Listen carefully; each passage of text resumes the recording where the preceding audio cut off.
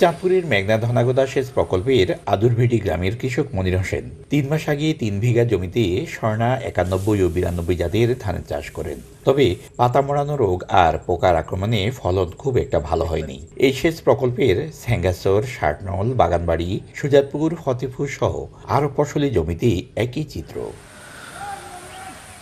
August মাসে টানা বৃষ্টির পানিতে সৃষ্ট জলাবদ্ধতার মধ্যে বেড়ে ওঠে ধানের চারা। এতে চারার গোড়ায় পানি জমে উর্বরতা কমে যায়। ধানে পাকা সোনালী রং আসলেও ভেতরে ফাঁপা। তবে বালাইনাশক ছিটিয়ে ধান শেষ রক্ষার চেষ্টা কৃষকের।